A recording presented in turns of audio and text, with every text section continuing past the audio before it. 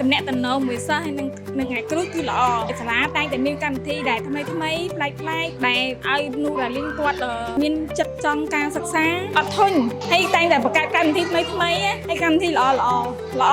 ចំពោះការសិក្សាតាំងពីវគ្គដំបូងរហូតមកដល់ឥឡូវ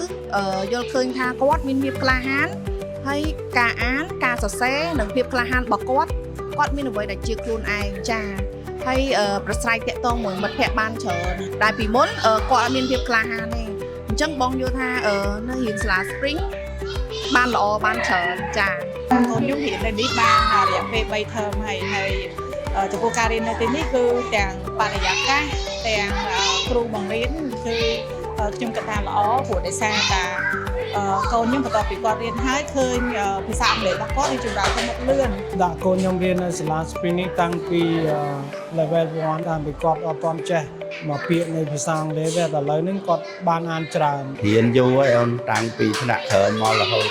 ពីមត្តេយ្យមករហូតគាត់ដល់ឥឡូវតាំងសាលាចាស់គាត់រៀនបានល្អសាលាដូចថាមើលគាត់ទៅបានល្អកូនរៀនរីកចម្រើនបាទវាធ្វើស្លាយធ្វើអីចឹងវាបានកូនវាយល់ណាគ្រូគាត់បរៀនរបៀបសមាធិបរៀន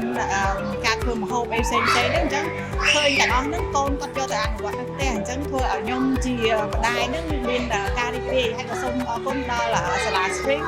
ដែលបាននាំយកនៅអ្វីដែលល្អមកបរៀនកូនចុះឈ្មោះបុត្រធីតាលោកអ្នកនៅមជ្ឈមណ្ឌលអប់រំ Spring នឹងទទួលបានអាហារូបករណ៍ភ្លាមសម្រាប់កម្មវិធីសិក្សាភាសាអង់គ្លេសនិងភាសាចិនដោយគ្រាន់បំពេញព័ត៌មាននៅក្នុង link ដែលបាននៅក្នុង caption ឬ scan QR code ដែលមាននៅក្នុងវីដេអូនេះជាការស្រេច